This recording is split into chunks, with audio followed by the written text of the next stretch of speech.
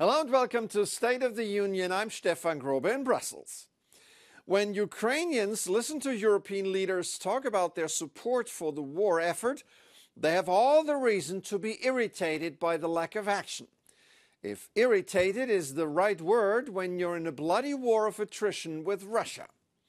Not only is Hungary still blocking a 50 billion euro package on a European level, it's also the individual member states that produce a lot of words but chicken out when it comes to concrete commitment.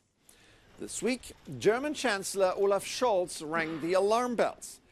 With 17 billion euro, his country is the second biggest donor of military aid to Ukraine after the United States. If Europe wants to prevent a Russian victory, his colleagues better step up to the plate, he said. So wichtig unser deutscher Beitrag ist, er allein wird nicht ausreichen, um die Sicherheit der Ukraine dauerhaft zu gewährleisten.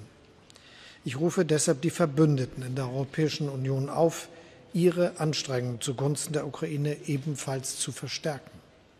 Die bisher von der Mehrzahl der EU-Mitgliedstaaten geplanten Waffenlieferungen für die Ukraine sind jedenfalls zu gering. Who was Scholz talking about? He didn't name any names, but France, Italy and Spain combined only gave 1.6 billion euro in military aid to Ukraine. That's less than 1/10 of Germany's contribution. An embarrassing testimony to European solidarity. The man in charge of coordinating EU policy, facilitating decision-making and providing European solidarity is Mishel.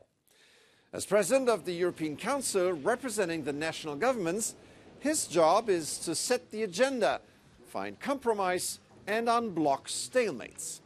Something he wasn't always successful in. Maybe that's the reason why he called it quit. This week, the former Belgian Prime Minister announced that he would resign to run for a seat in the European Parliament. Official Brussels was stunned. Mishel himself sees it as an almost natural decision. Ne pas être candidat aurait été une forme de fuite. Être candidat, c'est la volonté d'assumer. Pendant 4 ans, j'ai participé au cœur du Conseil européen à des décisions fondamentales pour les 450 millions de citoyens européens. Donc c'est normal de rendre compte, d'expliquer les décisions et d'expliquer ce que l'on veut pour l'avenir. I must say I'm confused. So, you take responsibility by resigning and running for a totally different job in the European Parliament. Is that what you call accountability? What if you win? Would you want your old job back? I think we need to bring in someone who may have some answers and who knows a thing or two about the inner workings of Brussels. Joining me now is Doru Frantescu, CEO and founder of the research platform EU Matrix and one of the best election watchers in town. Welcome to the program. Great to see you. Great to see you too. Thank you very much for the invitation.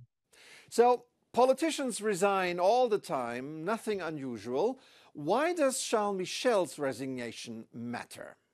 In this particular case, this matters because it triggers a whole chain reaction. Which we have seen has created a lot of agitation in Brussels and elsewhere in European capitals because the departure from the post of the president of the council leaves that position open theoretically for about 6 months at a very difficult time, very complicated times, which will be right after the European elections. It is when the European leaders need to agree on the next the composition of the European Commission, the next top posts, but also the next legislative agenda, the priorities. And in this particular case, the departure of Charles Michel would also create a sort of a power vacuum and a legal vacuum because in the absence of another person that would take up the presidency of the Council, by default, the chair would go to the Prime Minister who holds the rotating presidency of the EU, in this case, Mr. Viktor Orban of Hungary, which, as we know, has had a difficult relation with Brussels over time. And this is what concerns some of the EU politicians, which are trying to find a solution for this not to happen. Michel would be the first EU Council President to resign in order to run for Parliament. Doesn't that sound an odd signal about the importance of his job? Well, in a way, yes, but not necessarily. I think the decision to run for the position in the parliament may also come as some sort of understanding that it would have been difficult for him to stay longer as president of the council anyway in the next mandate. He would have anyways have to have his job put on the table for a potential re-election this summer, when all of the positions of power in the EU institutions will be renegotiated by the political families and by the European government. So it was not certain anyways, or far from certain actually, that Charles Michel will stay on as president of the council. All right, a lot of stuff to digest here. Doru Frantesco, CEO and founder of EU Matrix. Thanks for your insights and for coming on the show today. Thank you very much. Anytime. Of course, we will cover the European elections big time, and we will keep an eye on Charles Michel as well, hoping that his transfer to the Parliament will not be a trip into the political cold. Speaking of cold, you think you've had enough of winter temperatures this week? Well, think again. These are pictures of the widest waterfall in Estonia on the Jägala River, about 50 meters large and 8 meters high. The recent frost has frozen most of the waterfall, providing locals with a spectacular opportunity to climb behind and between ice columns and walls that normally don't exist. At their own risk, of course. But as in politics, so in nature.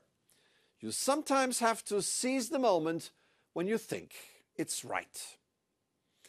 That's it for this edition. I'm Stefan Grobe. Thank you for watching. Have an excellent week.